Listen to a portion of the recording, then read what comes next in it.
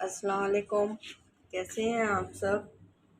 आज हम बनाने लगे हैं दही फुल्की चना चाट।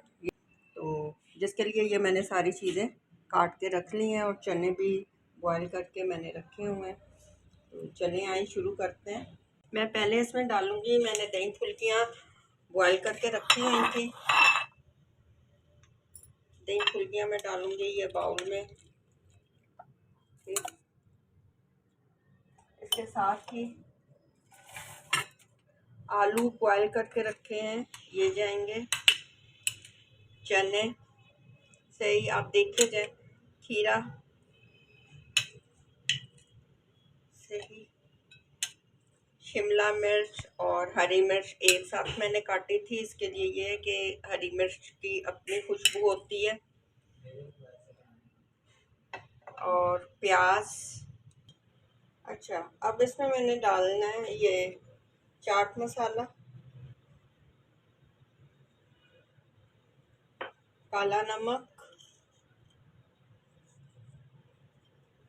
सूखा धनिया कुटा हुआ, ये दरदरा सा आपने पीस लेना है।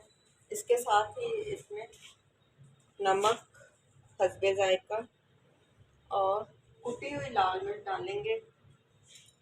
सही,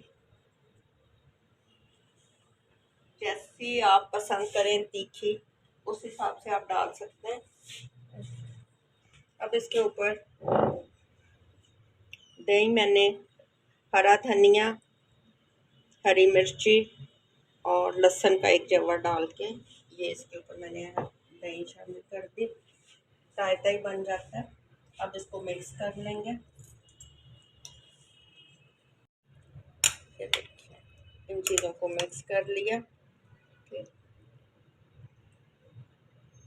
अब इसके ऊपर